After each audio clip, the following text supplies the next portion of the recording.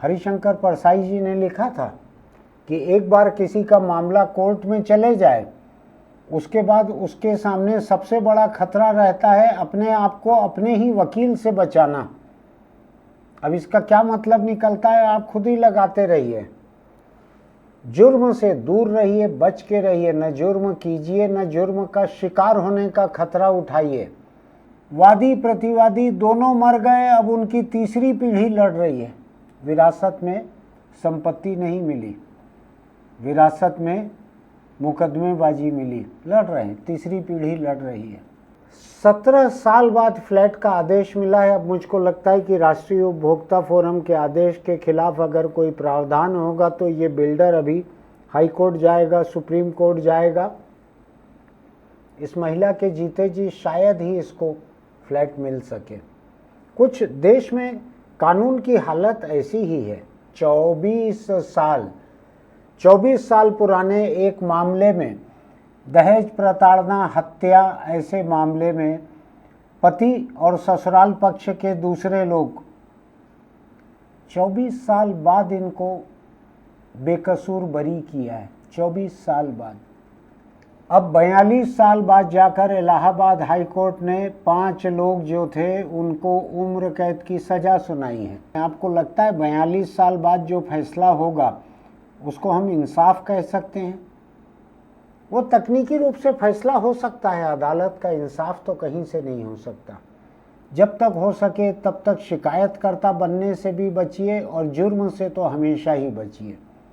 कभी जुर्म मत कीजिए, पता लगेगा आप चले गए, आपकी आल औलाद जो है उस मामले मुकदमे को झेल रही है, भुगत रही है। इसलिए ज़मीन जायदाद, भागीदारी, रुपया, पैसा, ऐसे जितने झगड़े हैं इनसे बचने के लिए साफ सुथरा एग्रीमेंट करके चलिए। किसी झगड़े की गुंजाइश मत रखिए। लोग कहते हैं ना, कोर्ट कचहरी से भगवान बचाए। कुछ लोगों को भगवान बचाएगा, कुछ को अल्लाह बचाएगा, कुछ को जीसस क्राइस्ट बचाएगा, कुछ को और लोग बचाएंगे। मेरे जैसे नास्तिक को केवल अपनी समझ बचा सकती है अदालत से, कोर्ट कचहरी से।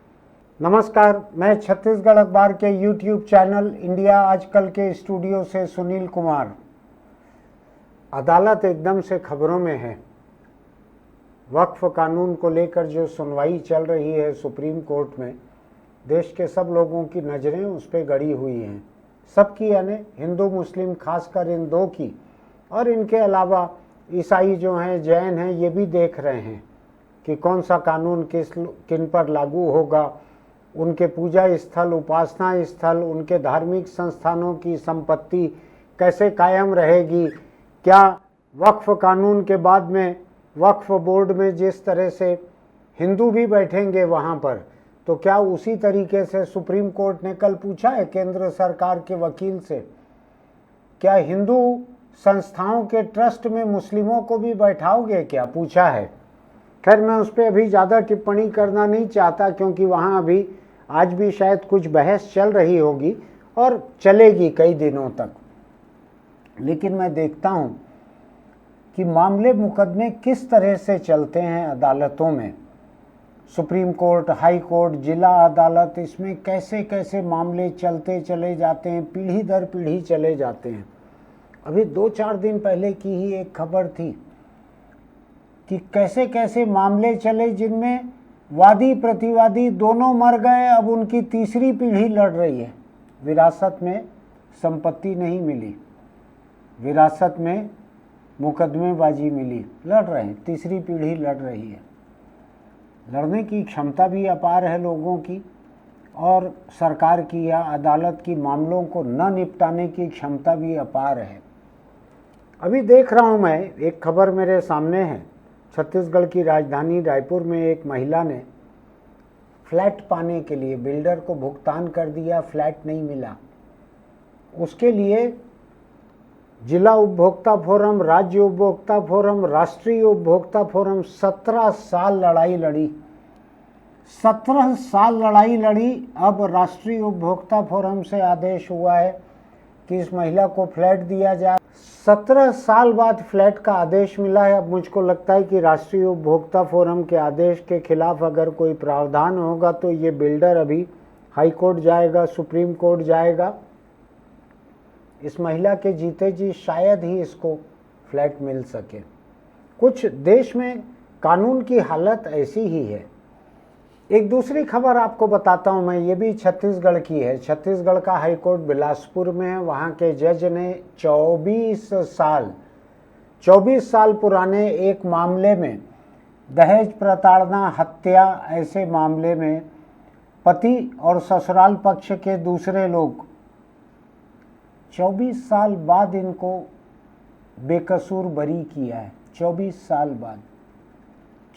साल बाद हाई कोर्ट से ये बरी हुआ है परिवार।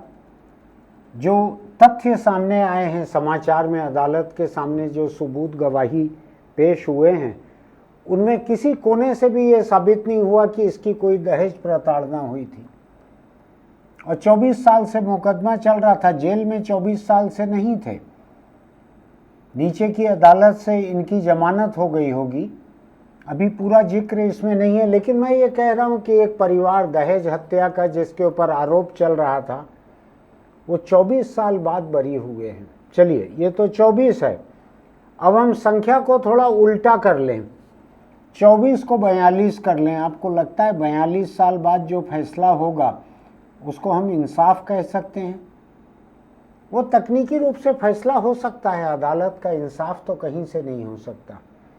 यह है इलाहाबाद हाई कोर्ट का फैसला। अभी ध्यान रखिएगा, सुप्रीम कोर्ट अभी बाकी है, जहां हाई कोर्ट के बहुत सारे फैसले पलटते भी हैं।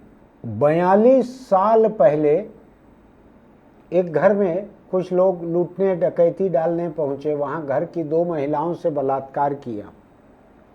एक की हत्या कर दी, एक बाद में मर गई। तो ये हत्या और बलात्कार का जुर्म दर्ज हुआ। चलते रहा ये। अब 42 साल बाद जाकर इलाहाबाद हाई कोर्ट ने 5 लोग जो थे उनको उम्र कैद की सजा सुनाई है।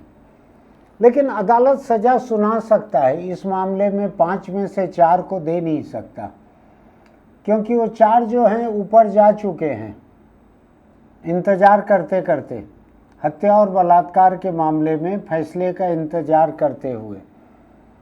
ये अदालत की खबर है, इसमें ये जिक्र नहीं है कि जिन महिलाओं के साथ बलात्कार हुआ था, हत्या हुई थी, उनके परिवार में कौन जिंदा है कौन नहीं है, वो अभी नहीं है।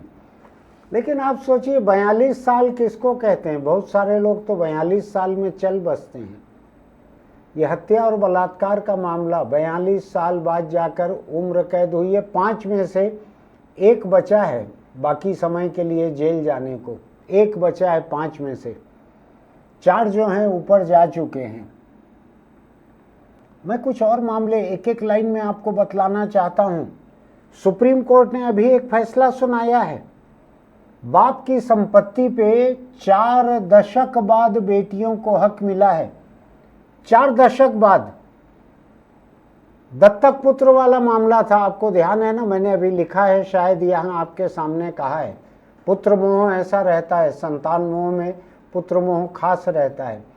दत्तक पुत्र को हक देने के लिए, प्रॉपर्टी देने के लिए बाप ने एक फर्जी दत्तकनामा बनवाया, फर्जी गोदनामा बनवाया और लड़कियों का हक छीन लिया था।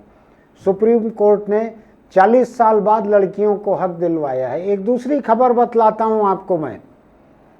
हिंदुस्तान की अदालतों में 1350 से ज़्यादा मुकदमे 50 साल से पहले से चल रहे हैं। 1350 मुकदमे 50 साल से ज़्यादा। और इसमें एक मामला ऐसा है जो 73 साल से चल रहा है। यानी देश आज़ाद हुआ तब से चल रहा है। अभी उस मामले का अमृत काल चल रहा है। 73 साल, 2 साल बाद जाकर उसकी डायमंड जुबली मनाएगा कोर्ट।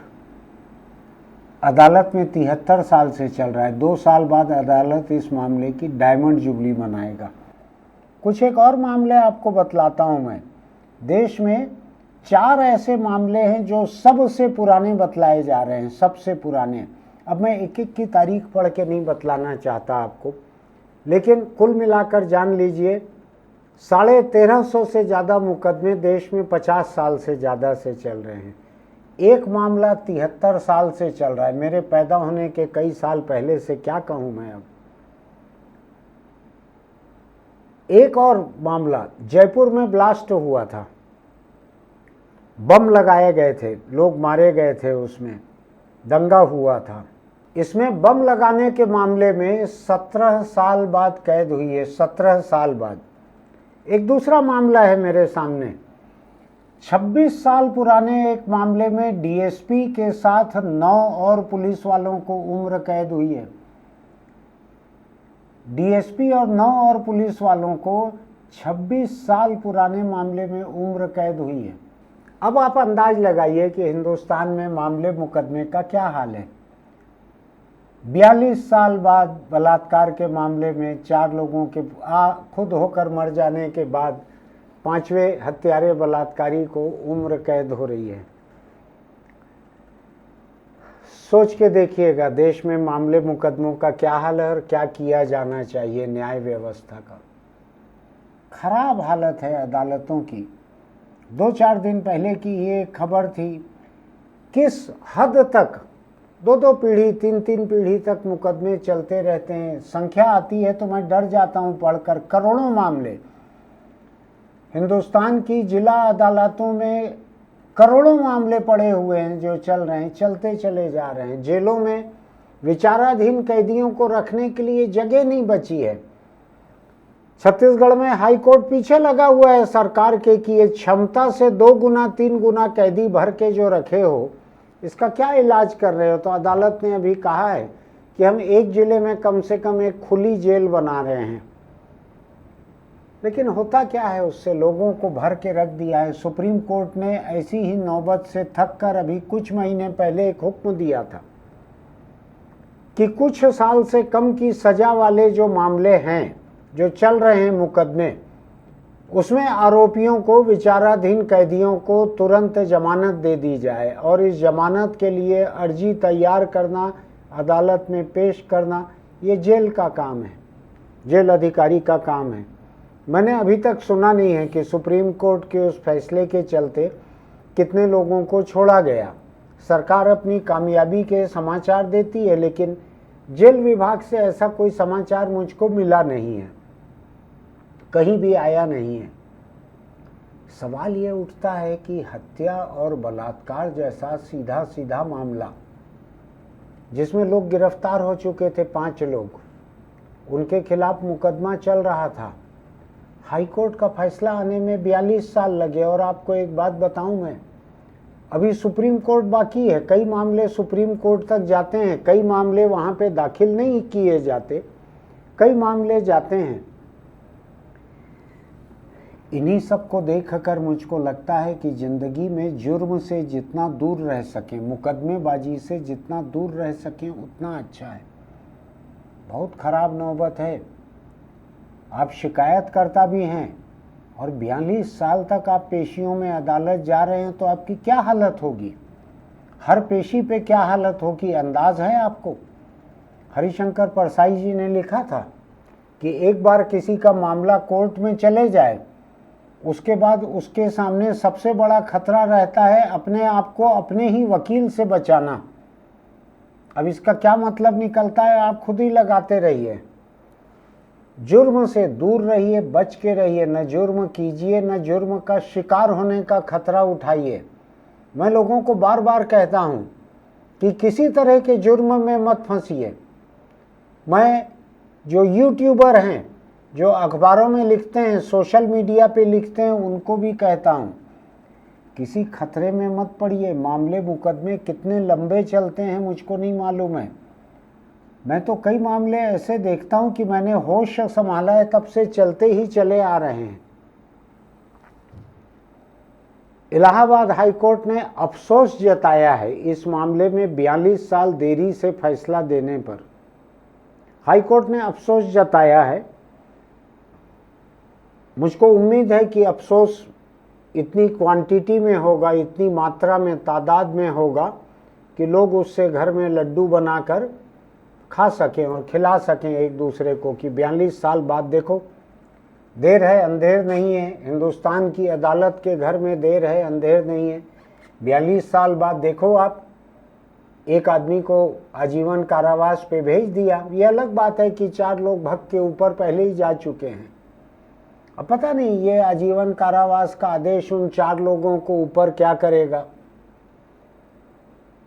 मामले मुकदमे से बच के रहिए, जुर्म से बच के रहिए। मैं आपको एक ही सलाह दे सकता हूँ, अगर जुर्म के मामले में शिकायतकर्ता भी न बनना पड़े तो भी अच्छा है। शिकायतकर्ता को भी एक वकील लगता है। अदालत के भीतर बाबू को शिकायतकर्ता को भी देखना पड़ता है। केवल आरोपी, मुलजिम, इनको नहीं ये सब देखना पड़ता, शिकायतकर्ता को भी ये सब देखना पड़ता है। बच के रहिएगा। आज की नसीहत यही है, आज की सलाह आपको यही है। जब तक हो सके तब तक शिकायतकर्ता बनने से भी बचिए और जुर्म से तो हमेशा ही बचिए। कभी जुर्म मत कीजिए। पता लगेगा आप चले गए, आपकी आल औलाद जो है उस मामले मुकदमे को झेल रही है, भुगत रही है। इसलिए ज़मीन जायदाद, भागीदारी, रुपया, पैसा, ऐसे जितने झगड़े हैं इनसे बचने के लिए साफ सुथरा एग्रीमेंट करके चलिए। किसी झगड़े की गुंजाइश मत रखिए। इसके बाद झगड़े शुरू होते हैं। शुरू से झगड़े की गुंजाइश रखेंगे तो जाने कितने झगड़े होंगे। तो बिल्कुल अदालत से दूर रहने की कोशिश कीजिए। बड़े बूढ़े कह भी गए हैं कि सफ़ेद कोट काला कोट, इन दो से बच के रहना चाहिए। कुछ लोग उसमें खाकी को भी जोड़ देते हैं। बच के रहिए इन सब से। न जुर्म कीजिए, न जुर्म का शिकार होइए। इतना सावधानी से रहें कि जुर्म के शिकार भी न हों। फिर मिलेंगे। अदालतों की इस लेट लतीफ़ी पे आपका क्या कहना है, आप नीचे टिप्पणी में लिख सकते हैं। हमारे इस YouTube चैनल इंडिया आजकल को सब्सक्राइब कीजिए, लाइक कीजिए, नोटिफिकेशन की बटन दबाइए, दोस्तों को भी भेजिएगा, वो भी सावधान रहें। लोग कहते हैं ना, कोर्ट कचहरी से भगवान बचाए। कुछ लोगों को भगवान बचाएगा, कुछ को अल्लाह बचाएगा, कुछ को जीसस क्राइस्ट बचाएगा, कुछ को और लोग बचाएंगे। मेरे जैसे नास्तिक को केवल अपनी समझ बचा सकती है अदालत से, कोर्ट कचहरी से। फिर मिलेंगे।